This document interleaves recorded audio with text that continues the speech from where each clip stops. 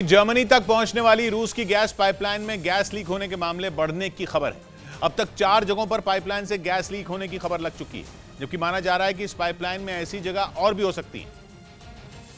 इसीलिए बढ़ती लीक अब यूरोप की टेंशन बढ़ाने लगी है, क्योंकि अगर पूरे बाल्टिक सागर में गैस फैल गई तो इसके नतीजे बेहद गंभीर हो सकते हैं। आसपास के कई किलोमीटर के हिस्से को पूरी तरह बंद कर दिया गया है। शुरुआत में जिन 2 जगहों पर गैस लीक की घटना सामने आई थी वो डेनमार्क की समुद्री सीमा का हिस्सा था, लेकिन इस बार समुद्र में जिन 2 जगहों पर गैस लीक की घटनाएं हुई हैं वो स्वीडन की समुद्री सीमा बताई जा रही है। हालांकि दावा यह है कि पाइपलाइन में लीक धमाकों की वजह से ही हुई है। बवाल इस कदर भड़का कि यूरोप को यूक्रेन से ज्यादा टेंशन पाइपलाइन की होने लगी है। लोग ये नहीं समझ पा रहे कि आखिर पाइपलाइन को तबाह करने से किसी को क्या फायदा होगा, लेकिन पश्चिमी मीडिया खुलकर दावा कर रहा है कि धमाके के पीछे खुद पुतिन का ही दिमाग है। बल्कि ये तक दावा किया जा रहा है कि इस हमले के पीछे पुतिन के स्पेशल कमांडो का हाथ है।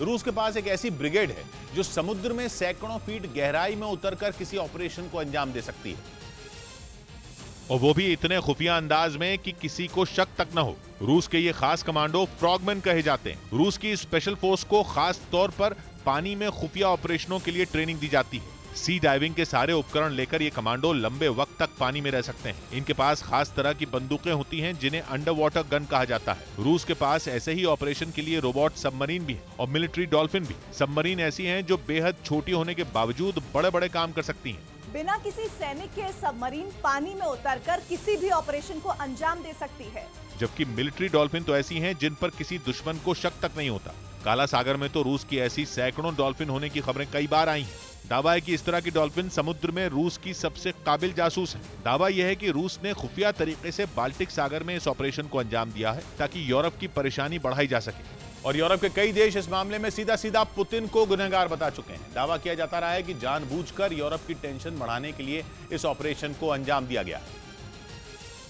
इसीलिए हमलों के 2 दिन बाद रूस को सफाई देनी ही पड़ी। रूस ने पाइपलाइन पर हमले से किसी भी तरह का कोई कनेक्शन होने से साफ इनकार कर दिया, बल्कि हमलों के पीछे रूस का हाथ होने वाली कहानियों को उसने कोरी बकवास बता दिया। रूस का मानना है कि पाइपलाइन में धमाके की जांच से सच जरूर सामने आएगा। रूस मामले की जांच शुरू भी कर चुका है, लेकिन रूस तो सीधा उंगली उठा रहा है अमेरिका पर। रूस का आरोप है कि इस हमले में अमेरिका का हाथ माना जाना चाहिए, क्योंकि जहां धमाका हुआ वहां अमेरिका की खुफिया एजेंसी की निगरानी रहती है। इससे पहले यह खबर भी आ चुकी है कि अमेरिका की खुफिया एजेंसी CIA को पाइपलाइन में धमाके की पहले से आशंका थी। यही वजह है कि रूस ने सीधा अमेरिकी राष्ट्रपति बाइडेन से धमाके पर सफाई मांग ली।